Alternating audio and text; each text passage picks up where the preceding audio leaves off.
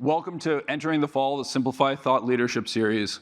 I can't express how thankful I am and how lucky I am to have my friend David Einhorn join me up on the stage. We had originally planned this when it looked like coronavirus was going to dissipate. Hopefully we're seeing the back end of that now. But David has very generously decided to join us here at the New York Stock Exchange. And I just am so excited that you're here. We can get to talk about your background, and I'm also just incredibly interested in how you're looking at the world today as we start to come out of coronavirus, hopefully. It looks like this time we may very well escape. But David, thank you so much for coming. It's a pleasure, and thank you for having me, and thank you for the opportunity to help with the Coney Islands. Well, and I wanted to highlight that. So David, you very generously contributed as well, and Paul had mentioned this earlier in terms of the support of Coney Island Prep, but we've exceeded our expectations in terms of the donations. Absolutely, the donation page is still open. Coney Island Prep is an amazing institution. It was actually founded by one of our next speakers, Josh Wolf. He joined the board, is actually the head of the board. But Coney Island has been something I've been involved with for many, many years, and you immediately responded, and it's just, again, thank you so much. It's a pleasure. Okay, so David, you really need no introduction, but obviously, you are the founder of Greenlight Capital. You've been a fixture on Wall Street for many, many years now. I know that's a mixed blessing in some ways. And you are probably the perfect person in my mind to give some quick background and perspective on what the transition period looks like from the late 90s, right? So you founded Greenlight in 1996, almost into the epicenter of the dot-com cycle. You managed to steer Greenlight very successfully through that period, while many in the traditional kind of value or traditional hedge fund space got caught a little bit too early on shorting or trying to lay things out. But here we are again, right? Or at least we were. We've had a little bit of a change in the last year. But if you were to think about that arc and what happened in the 1990s, what did you see that kept you from kind of drawing a line in the sand and saying, as many did, like, this is insanity, I'm going to get in front of it? What did you see at that time? Just try and put yourself back there. Yeah, in the 1990s, I think we did something that was very fortunate, which was there was one stock which was the poster child stock for the controversy relating to the bubble, at least in my judgment at the time, and that was America Online. And there was an enormous debate between the bulls and the bears, and lots of people were short America Online. And we looked at it probably the way people are now looking at all kinds of subscription businesses. But I said, well, how many subscribers do they have? What are the monthly fees?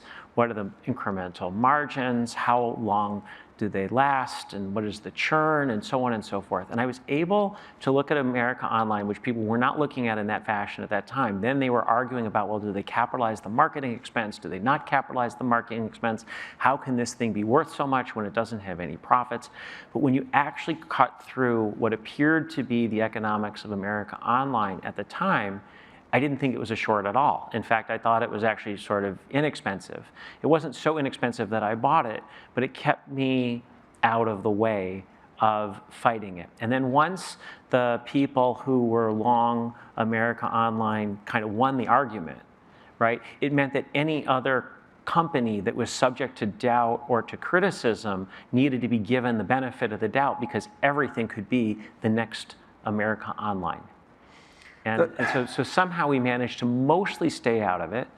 And we picked up a few things that transitioned, that they were considered old companies, but they became new companies. And so the stocks kind of skyrocketed. And we got caught with a couple small short positions that hurt. But in the grand scheme of things, we came out on the right side of it.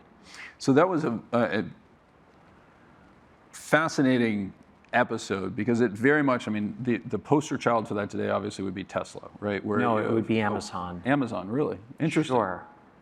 Explain what you mean by that. The poster child would be Amazon, because Amazon was a company, and I fell for this. I was negative on Amazon for a number of years. I haven't been negative on Amazon now for many years also. But Amazon was a company that had no margin, and it had no real prospect of margin, and they seemed to be like the change bank and making up for no margin with lots and lots of volume. And eventually their web service business kind of worked for them, and then they added on advertising, and now you can see that it's turned out to be a very profitable thing. And so the benefit of the doubt to every company now, which is not profitable, but it has the hopes to maybe evolve its business, maybe its current business strategy makes no sense, but hey, maybe they'll develop Amazon Web Services, or maybe they'll turn into an advertising stream or something like that they don't presently have. There's a hope that, well, someday when they achieve scale, they'll find a way to make profits. And so there's all kinds of companies right now that are be given that benefit of the doubt. Fascinating. I mean, I love that observation, because I think you're absolutely right. I mean, you hear that on a continuous basis. I hadn't thought of it in those terms, but you hear that on a continuous basis, right? Amazon, et cetera, right? So when you think about that, and this time around, as you point out, you were negative on it. At the same time, you were one of the very few in the value space who stood up in kind of 2013 and drew the analogy between the New York Yankees and Microsoft, right? So have you always had this flexibility between growth and, or let me rephrase that, traditional value and growth? Do you consider yourself not particularly tied to either one of those labels? Well, I think growth is a component of value. Mm-hmm. I mean, a company, if you think it's worth its future cash flows or some present value of it, risk adjusted against its cost of capital and the rest of it, if those cash flows are growing fast, it's entitled certainly to a higher value relative to the present level of cash flows than if they're growing slowly. And so I just see growth as one component of trying to figure out what something is worth. When you think about that, do you subscribe to the general view on, say, the SaaS companies or many of these recurring subscription businesses, again, to go back to the America Online type model? One of the points that people bring up all the time there is about the margins, right? The incremental margins on these businesses. When I was always very focused on valuation, particularly back in the 1990s, the idea of sustainable margins at the levels that a Microsoft or a Apple has sustained them, I think would have surprised most of us. I mean, the idea that you could extend it for that long with that degree of profitability. How do you think about that dynamic? Look, we actually owned Microsoft for several years, and we actually owned Apple for a good number of years.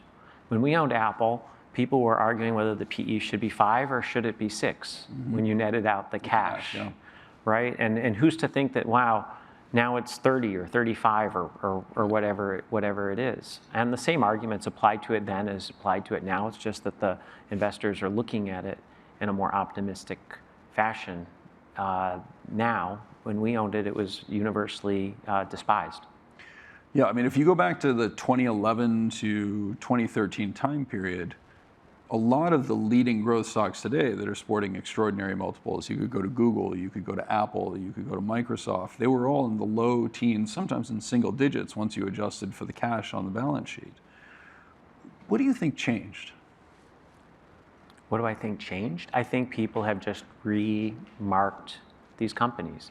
I think like with Microsoft, I think they needed a change of leadership, as it turned out. Like when Steve Ballmer left, the stock kind of took off and has just been re-rated on a consistent basis since.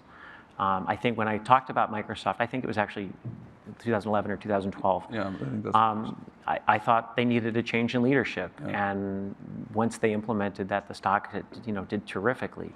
In Apple's case, there was a feeling that, hey, it's just a hardware company, and if you and Samsung or anybody else can put together these various components together, and we argued for a number of years that it was a combination of hardware and software and service, and you got a blended margin between a hardware margin and a software margin, and it was much more durable and sustainable than the market was giving credit for, and I think that those insights have largely borne out, and the stock has been re-rated.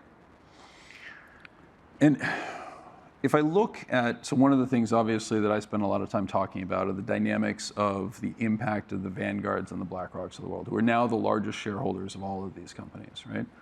When you look at the influence that they have had in terms of the market, do you think that there's a role for that, or do you really think that it's the individual manager who has now marked it in their own mind? I mean, is it that people genuinely think it's cheap, or do you think that it's people are scared to death to short it after the experience that we've seen? I think what is cheap? Microsoft or Apple? Microsoft or Apple, or the current dynamics where they continue to be leading stocks now with much higher valuations, despite the fact that they're much larger, right? Do you think that it is a genuine change in terms of how they should be valued, or do you think that there's something else that's going on? Look, I don't think either stock is terribly interesting at this point. You know, trying to figure out whether Apple should trade at 25 times earnings or 35 times earnings or 45 times earnings is not interesting to me. I just don't know. It could be any of those, and I don't really have a view. I did have a view when it was at 5 times earnings net of the cash that it was dramatically undervalued. Yeah. If you extend something else that you encountered in the late 90s, and America Online is probably a good jumping off point, right? Because the bears were ultimately correct that they should be, they shouldn't have been capitalizing their advertising spend in the way that they did the marketing spend, right? And just to remind people of what was actually going on, they were sending out mailers with CDs in them, and they were basically saying, okay, well, this is an investment in future revenue generation, and so instead of expensing that marketing, they were capitalizing it and depreciating it over, I believe, a 3-year period, right? Right. When we look at debates around accounting or discussions of is management being honest in terms of their interpretation, do you think is it just everyone's imagination that it's worse today, or do you think that in a similar fashion, has that proven to be a catalyst, or have other firms proven to be a catalyst where they do not have to address these issues? Well, the fun, interesting thing about America Online is the economics were always there, and they were positive, and you could work through the accounting and see that they were positive, and that's kind of, I thought, where the bears were wrong. Mm-hmm. And then eventually America Online changed the accounting and took a one-time big charge against their entire capitalized marketing expense, and that was just kind of then the end of the debate. And then there was nothing to dislike about it, and the economics proved through.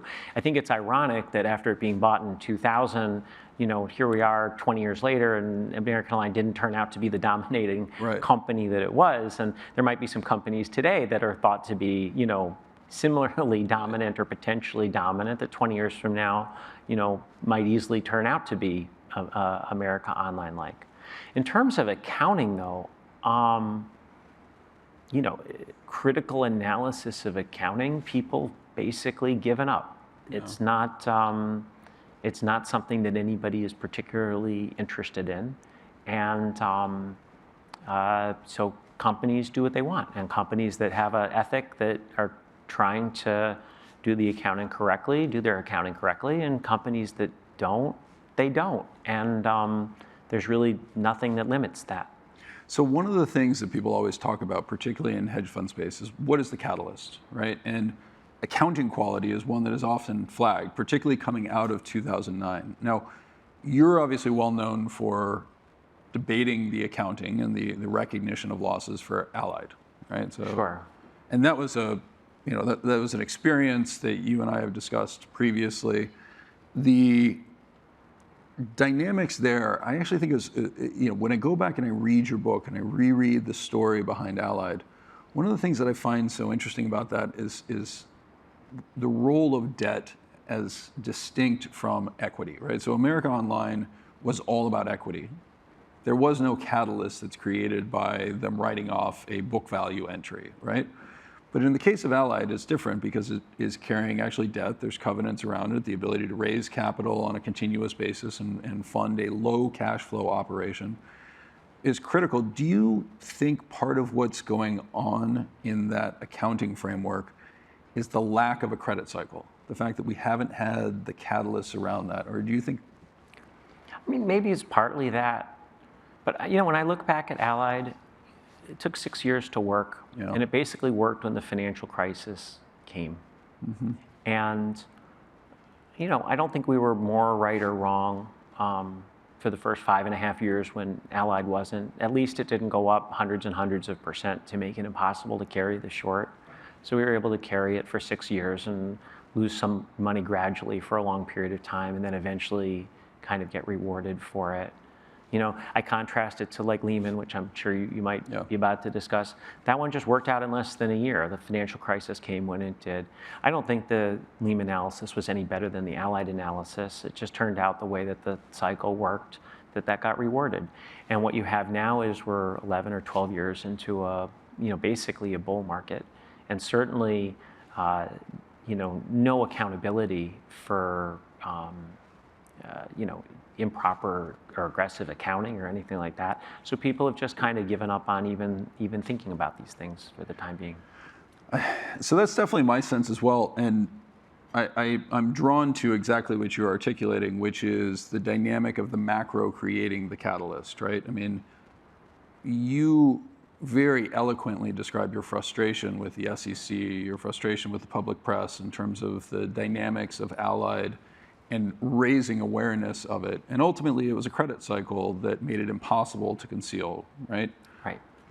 Lehman, very similarly, and even tosses in a stochastic component to it, which is had Dick Fold taken various deals or had Hank Paulson decided to bail them out, like we could have had a slightly different outcome. Equity probably would have done very well in your equity short. But when you think about that type of dynamic, is it just that we need the macro events to catalyze these things? Is it really hard to get, because I encounter this all the time in my interactions with government representatives. As a society, we seem to have basically outsourced, you know, many of the social services ranging from retirement planning to healthcare services, et cetera, to corporations. And it means we're very loath to let them fail. We create zombie companies that are basically in the position of just servicing their debt. Do you see that similarly, or do you think we need that catalyst to clear stuff out a little bit? Well, I don't look. Eventually, the cycle turns because cycles are cycles. Mm-hmm. I think, you know, where we are now is well beyond the types of arguments that we were having in 1999 or 2000. You know, whether you date that cycle from when Netscape went public or to when America Online or maybe the bailout of long-term capital. I mean, we're many, many years longer into this go-around. And the discussion now isn't even necessarily about the viability of any of the businesses or some of the businesses. There's just, hey, you know, people are going to buy the stock and they're going to hold on for dear life. And there's not a lot of people doing, you know, financial analysis. Mm-hmm. It's just not really part of the discussion for many companies. And it's true for some things that, you know, we have a negative view on, but it's also true for things we own. Yeah. Where we own companies and they announce their results, and they sometimes announce things that are extraordinarily surprising, and surprising in a very positive way. And it's not that the stocks are hated, it's that it's apathetic. There's nobody actually listening. There's like nobody on the call. There's nobody performing analysis. There's nobody recommending the stock. There's nobody there to buy the stock. So companies can report, you know, stupendous news and have very, very minimal share reaction to it. So part of the argument that I make around this is that it's a function of the market structure now, right? Where all of the incremental money is going to Vanguard and BlackRock, et cetera, and they truly don't care, right? I mean, there is no Vanguard analyst on the call who's like, you know, I really want to ask you about the quality of your earnings report, right? If they're getting all the capital, and unfortunately money is being taken away from those who continue to try to do the work, can we change this? I mean, when we talk about it being a cycle, is there anything different this time about that cycle, other than it's gone on longer?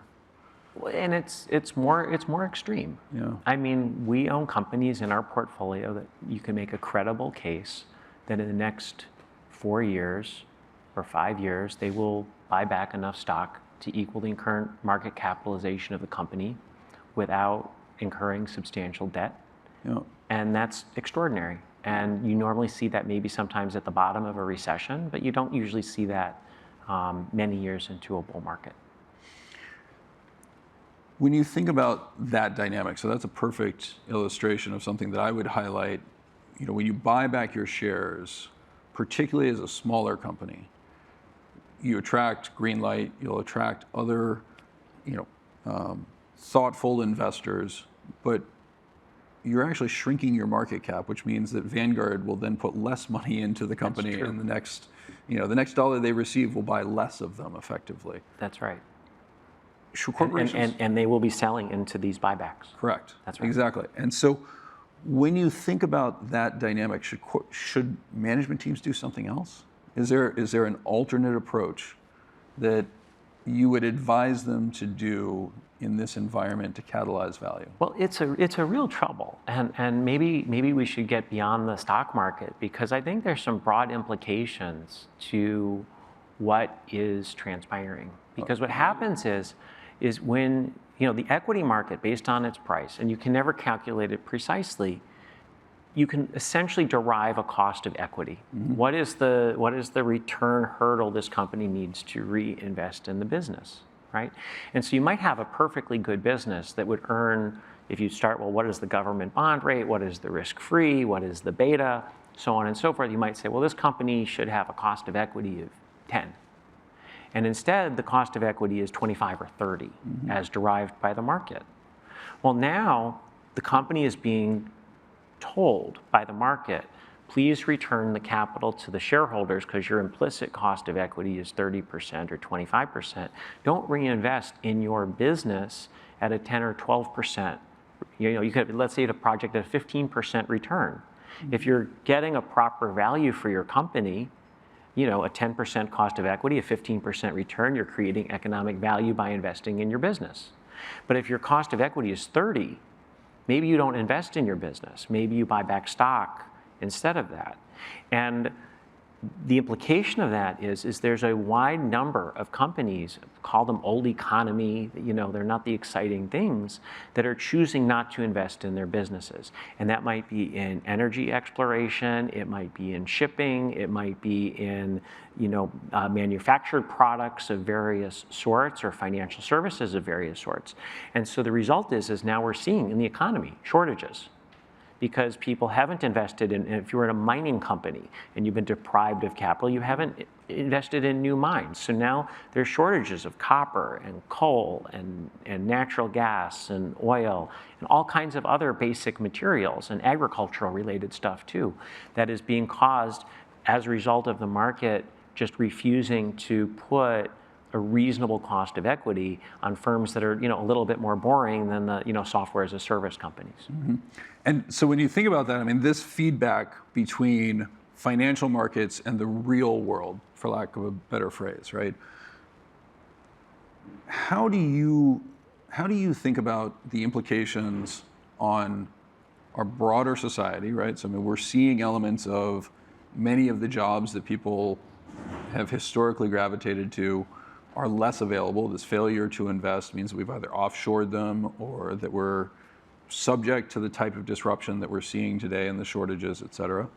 But also from a policy standpoint, right? So the Federal Reserve interprets high prices and the aggregates in particular as indicative that policy is working, that this is, that things are fine and we should behave in X, Y, Z and reverse when prices plunge in a totally unexpected fashion. Or do you mean asset prices? Asset prices, yeah. So there's very much, it appears to me there's very much a feedback loop that has been created where prices move much higher and well, prices of some things move much higher, yeah. But some prices of other things haven't moved at all. Try buying a cement company.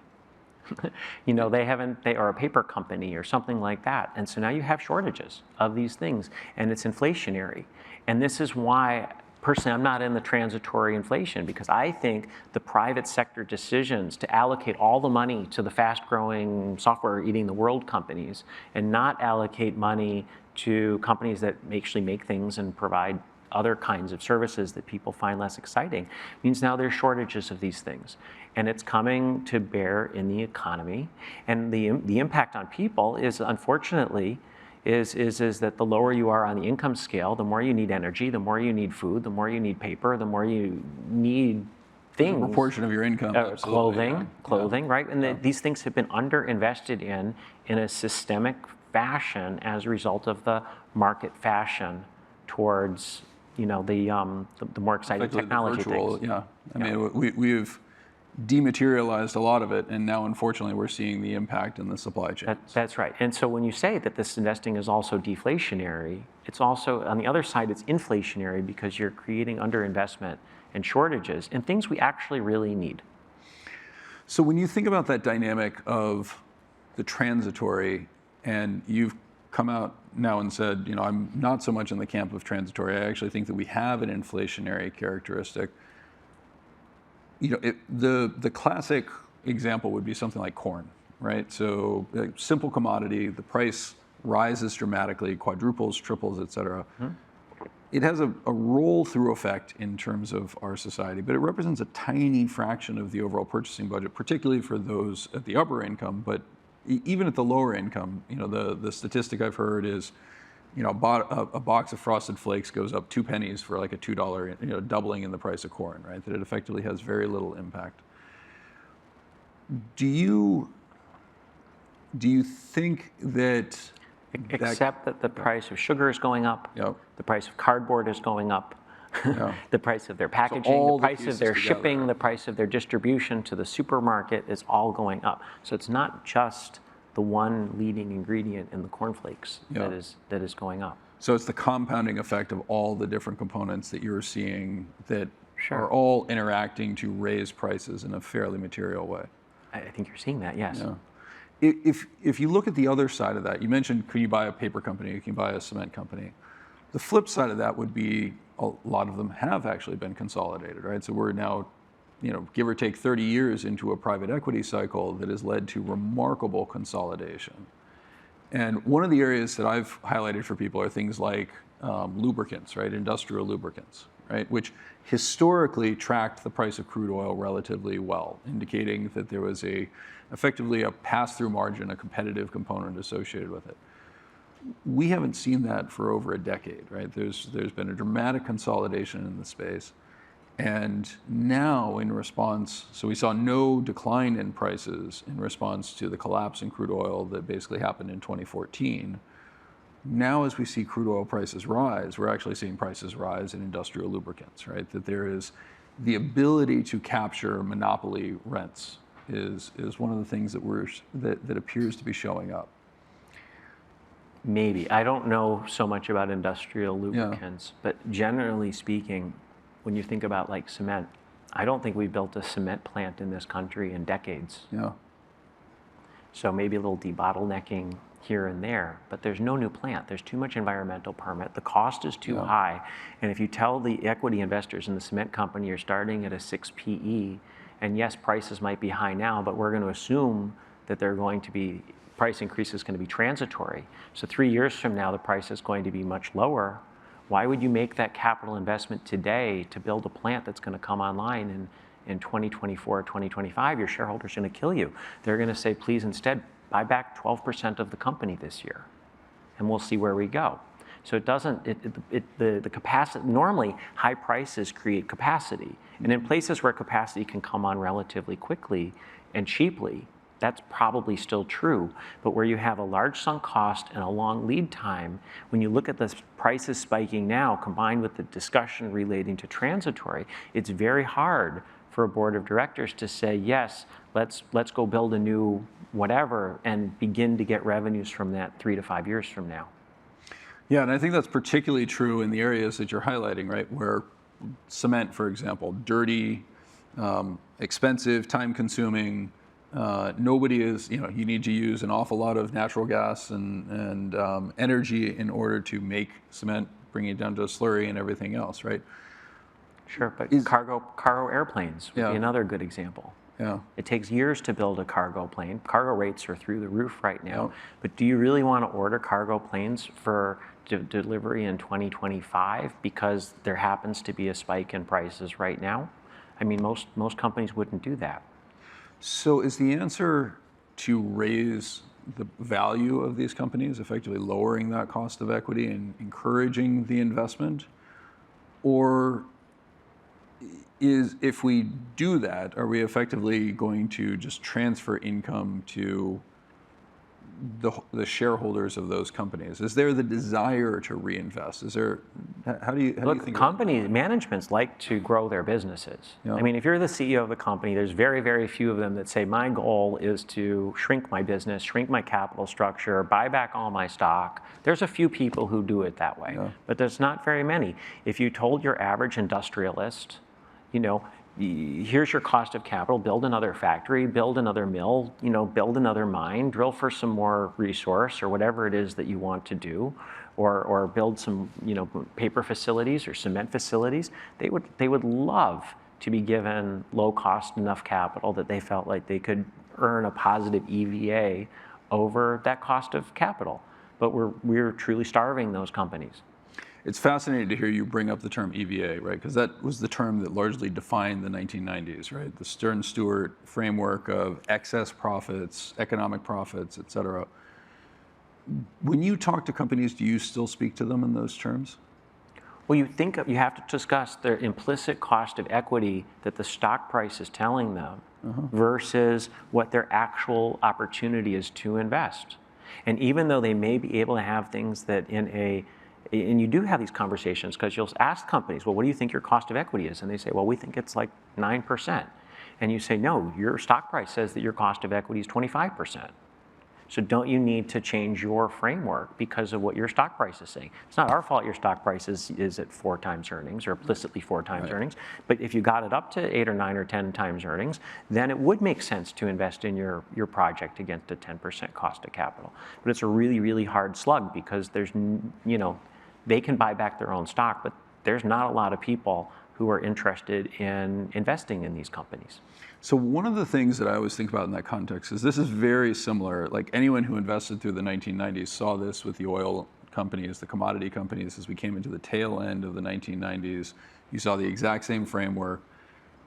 One of the things that happens on an institutional framework is if this goes on long enough, the management teams effectively learn to manage in a way that is slightly different. So you mentioned that the industrials would love to, but if I go back and I look at ExxonMobil in 1999, on the eve of one of the biggest bull markets in commodities we'd ever seen, the leadership of ExxonMobil was committed to returning capital, right? And effectively the leadership of ExxonMobil had risen to that position by never approving any project, right? Because anyone who had actually approved a project over the last decade had seen it blown up in their face because oil prices were dramatically lower, right?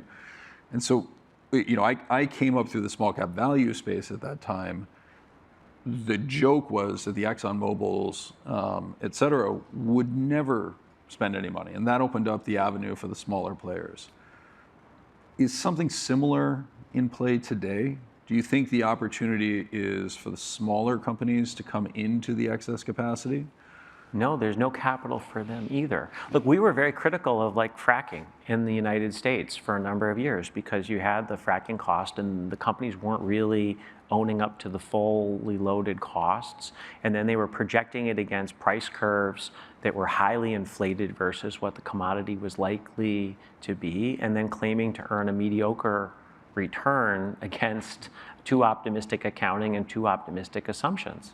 Well, that thesis had now played itself out, and then some, to the point where the same types of companies, they are not underwriting to half-cycle costs, and they are not underwriting to future prices that resemble the current commodity spike.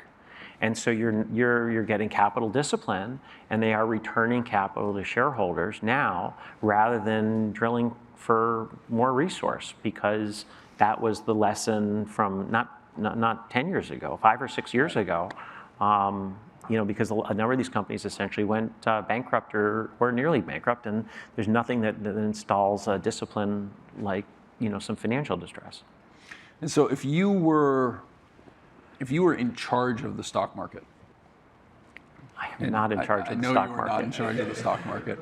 I would like you to be, but if you were in charge, would your objective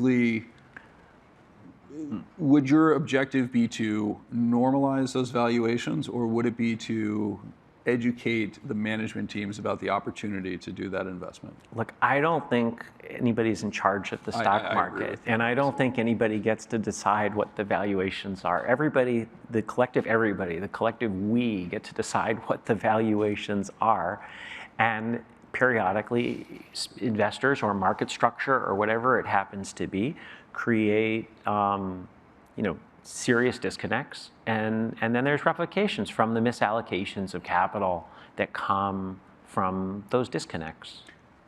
Let me rephrase it slightly. If you're talking to management teams today, would you encourage them to take the risk that the market is mispricing their equity and they should be investing, despite the signal that they're getting that they should be buying back shares? No, I don't think that would be the right decision. No. If their goal is to do well for the owners of their company, and I understand the issue of stakeholders and the rest of it, but looking at this from the more narrow, who owns the business and how are the owners of the business going to do the best?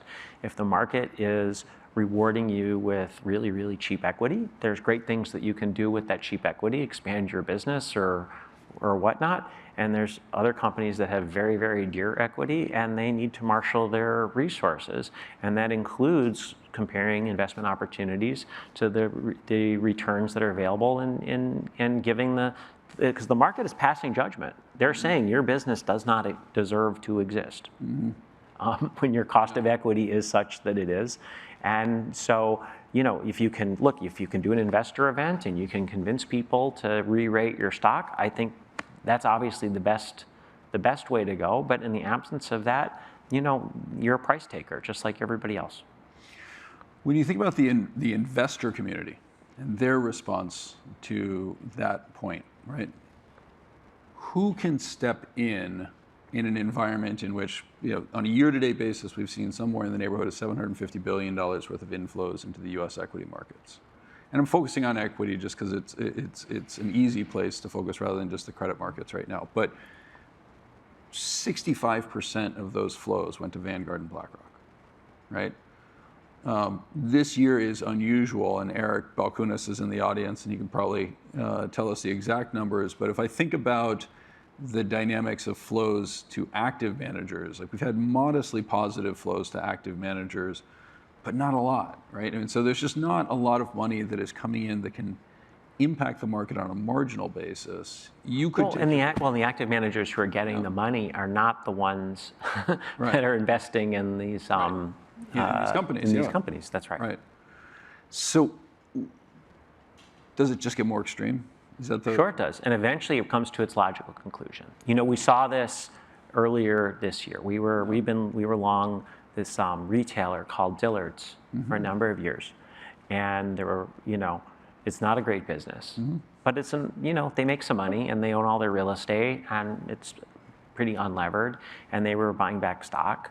And pretty much, you had the employees own the stock and the family own the stock, and you got to the point where there's pretty much no stock left, and they really kind of bought it all back. And after years and years of the stock underperforming, then suddenly it went up 600%. Yeah. And that is the kind of thing that can happen to some of these other companies that are going to buy back 15, 20, 25% of their stock for the next 2 or 3 or 4 years. Eventually, there's going to be so few shares left, and the index funds will have given up or whatnot.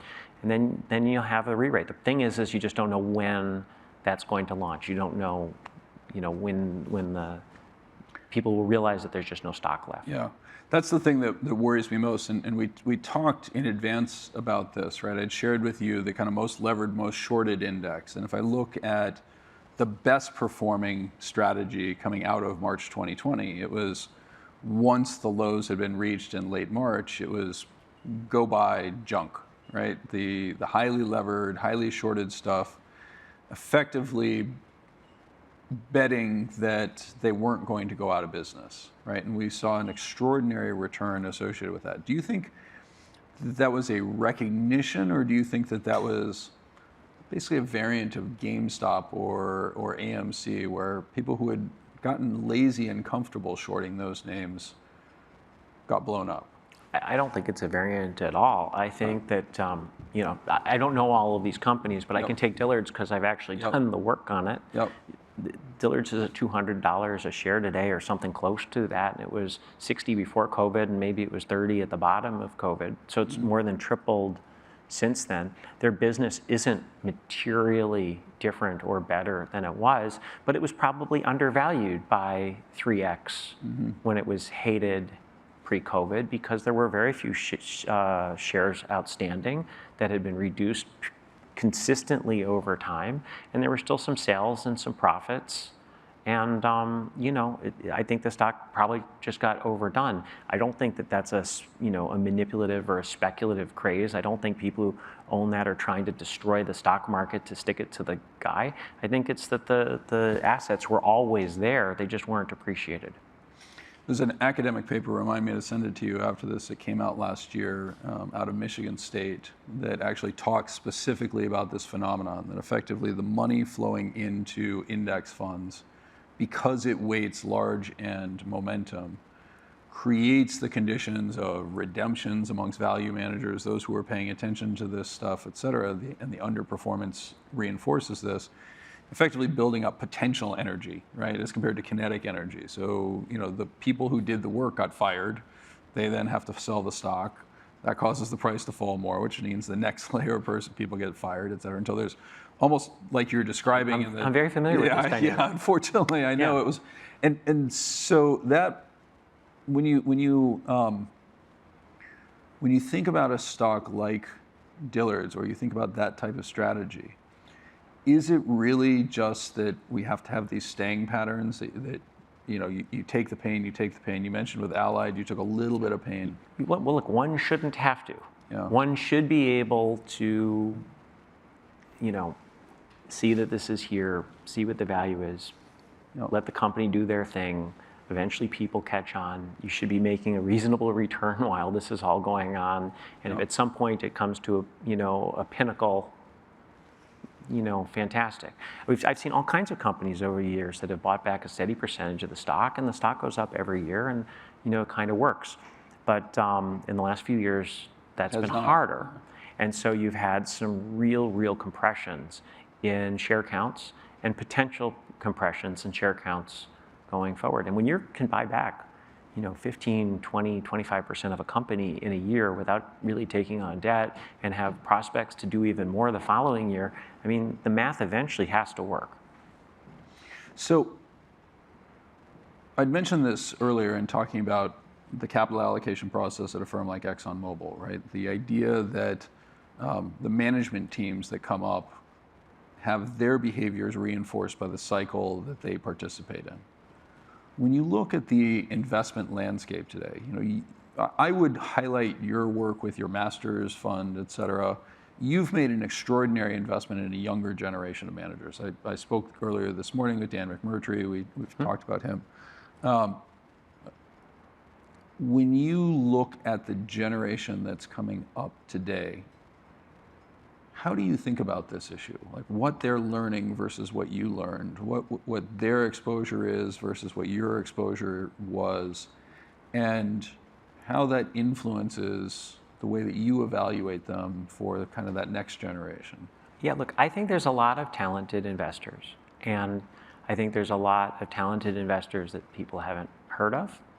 And I think that our firm is in a good position to sit down with an investor who's trying to raise capital, and figure out, well, what work do they actually do?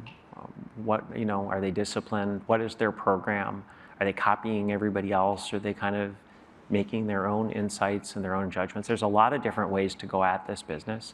And so we've put together a portfolio, I think, of very promising, mostly younger, but not all younger managers. And it's a way internally for us to diversify also, so that not everything is in the one strategy that I manage. Do you see, you and I both came up through training programs, you at DLJ, I was on the consulting side and then on the investment banking side, but those programs seem to have lost relevance today versus what they were 20 plus years ago. Is that a fair characterization? Do you see less emphasis on training and building the next generation?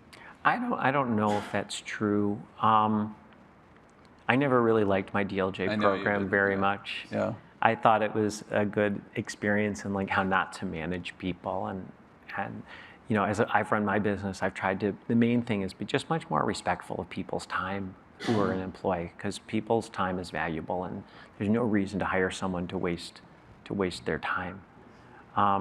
I got some very basic training at DLJ, but then I got lucky. I got hired into a firm, Siegler Collery, and I had a very good mentor who had a lot of time to explain to me how investing worked, or at least how he saw investing working, and I got some experience that way. And I consider that to be the much more valuable part of my training, and I'm sure those opportunities exist with the right mentors still today. Yeah, I will tell you, it's challenging, particularly in the environment of COVID, right? I mean, you and I have talked about the fact that we both have, younger children that are now making their way into the business world, and I'm very much seeing that they are missing out on some of the opportunities that we had, right? This chance to sit with a senior individual in person and observe them and say, hey, why did you do that, right? Or what are you actually doing here, right? I don't think the channels and tools that we have available in things like Slack or anything else lend themselves quite as well to that as we'd like to believe, right? A Zoom call is great, but it doesn't always work out in terms of the serendipity component to it. If you were to give advice either to your daughter or to my son or my daughter as they come out, other than stay away from DLJ's training program, which I understand, it's no longer There's no more relevant. DLJ, so we can't. That body is buried. What advice would you give somebody coming out today? Find what's interesting to you, and try to find somebody you enjoy working with, or an organization that you're excited to be part of, and give it a go. Now, knowing a lot of the young people that are going to tune into this, my guess is that they'll say, that's fantastic. I'm already working with people that I know and enjoy. I'm on Discord, and we're actively discussing crypto. Great. Okay. What do you make of, and I know it's not an area of focus for you, but what do you make of the dynamics around the crypto world as you see it today? Look, I'm not, I don't have a strong view about crypto. Like, I don't think you should invest in it, you shouldn't invest in it. There's a lot of things going on right now that I just put in sort of like the too hard bucket. Yep. I think for me, crypto is, at least for the time being, it's too hard. It's unregulated, it's unlimited. On the other hand, it has a real appeal. It kind of goes with sort of like the fraying of the social norms of the society, which you see in every place that you look. And some people have done really well with it, and they very well may continue to do well with it. So I don't have a strong view that this is some enormous waste or this is some phenomenal opportunity. I think it's too difficult. On the societal front, right? I mean, a hedge fund manager noting the fraying of society, one segment would say, how could you possibly point fingers? And that's obviously not my judgment on it. I'm saying more from the standpoint of when you look at the fracturing that's occurring in our society, do you have a sense, do you have an opinion from what it's coming from?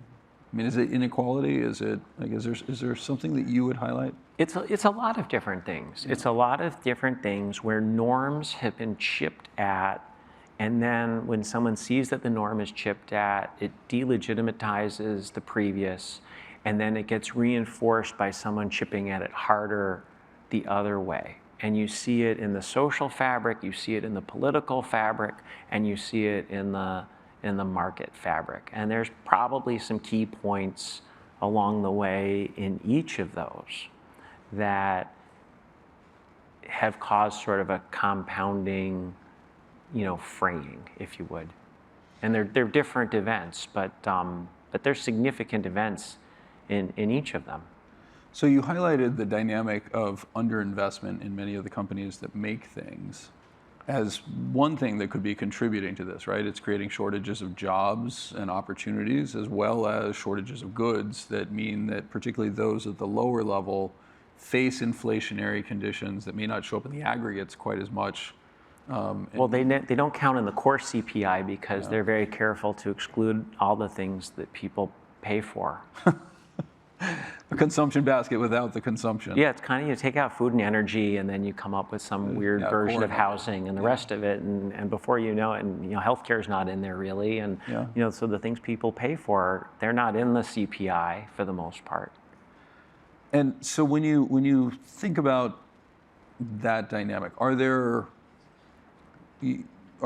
areas that, again, putting you in charge, which I know you're not, and I know no one is, that you would make as recommendations if you're speaking to the Fed, and I know you do speak to individuals in regulatory bodies, et cetera, is there something that you would guide them to, in either a principle or? Look, I think we've gone a long way down the road, and we're just going to have to watch the movie kind of play itself out. Yeah. It's hard. You go from choosing between good choices to good choices and mediocre choices to bad choices, and like what's the least bad choice, and I think it's really hard. I think it would be really hard to give advice. Well, now what do you do? Right. It's a little bit. I don't want to be over dramatic, but like there's a lot of road has been crossed, and a lot of Yeah, I mean, my general view is it's great to kick the can down the road if you're fairly confident that will put you into a place where you can pick it up, and that's going to be a good place at some point. But it does feel like we've kicked it into some pretty bad territory, where there's not necessarily great choices in either way. When you think about your employees and the opportunities that are present for them, how do you guide them? What are you trying to create as part of the next stage of Greenlight that either enables employees in kind of a stakeholder framework, et cetera? Well, look, our employees are all stakeholders. Everybody has a piece. But we have to rebuild the firm a bit. We've had substantial redemptions. Mm-hmm. I don't see that new capital flowing in a major way until performance does considerably better for a meaningful period of time, and so we have to kind of chip away at that. And so we've got some rebuilding to do, and I don't even know that we've even begun. The environment has been, very perplexing and challenging for us. When you talk to allocators about that, is that feedback is that coming from the allocator community? Is that your internal assessment? No, it's my own internal assessment. My view is look, people should invest where they want to invest, and nobody should be invested at Greenlight or anywhere else unless they want to be invested at Greenlight or anywhere else. And the results we've had over the last half decade don't inspire confidence. And so I totally understand why people would choose not to want to continue to invest in us or not give us new capital. I think what we do makes a lot of sense, but I've been thinking this for a long period of time, and as of yet, things have not begun turning our way. Well, you and I spoke in January of 2020, and at that time, I think you were borderline despondent. The language you used with me was, I would fire myself. It feels that it's gotten a little better. Do you think that's right? Do you think there's an inflection similar to a 2000 that we've started to cross? It felt that way, and I thought like the fourth quarter of 2000 was really pretty good, and even though we had 2020, okay. The fourth quarter of 2020 was really good. It was actually the best quarter in the firm's history. Okay. And the third quarter was okay, and then we began this year, and we had trouble on the entire short side of the book in January. Yep. And we've been muddling through, and it's been kind of one step forward and two step backwards since. And, the frustration of companies having really good things to say in our long book and having this no one seemed to appreciate what they mean or follow on to them, is a continued frustration. When you speak to other managers, and you have many peers, some of whom you've talked about in the past that you respect and that you share ideas with, et cetera, are you hearing a similar refrain from them that like nobody seems to care, that there's borderline nihilism out there, or? There's a lot of nihilism. Yeah. There's a lot of nihilism. It's a very, some people think they're more practical than others. What do you mean by that? Some people think they're more practical than others. Some people think, well, look, I mean, this is where we are right now, and so these are the kinds of things that you need to own, and they will go up, and you should own them. I have trouble with it because I don't really understand why they're good investments. And so, we kind of, and they've done much better than I've done because they've owned things that, that should be owned right now. Do you think that dynamic of the ability to disassociate the ticker effectively, almost as a token, from the underlying business, right? Which is the flip side of what you and I were always taught from a standpoint, right? That when you buy a share, you are an owner in a business. You should be thinking about it. And your description of America Online could not have been more eloquent in saying, this was actually a reasonable business model. And it's fascinating to think about in those terms because America Online failed because it was a good business almost too early in the process, right? They built a walled garden that ultimately was not the vision that the overall market ended up going when it went broadband, right? It widened look, out. it was a tech business subject to disruption and change, and people came up with better ways to do what America Online was doing, and so they lost their customer base. And it was ultimately on the revenue side, though, and that ultimately just failed to materialize, right? Their underlying business evaporated. They were not able to successfully transition to the broadband side. When you think about the disruptions that are currently being priced into markets, autos would be a great example, right? Sure. Do you have a similar sense of skepticism around the pricing of those? I mean, it's a huge undertaking. I tend to see it as, rebuilding the entire auto industry feels like a very significant event that the market seems to be pricing differently. I'd be interested in your reaction to that. Well, I think autos are interesting and somewhat confusing. I mean,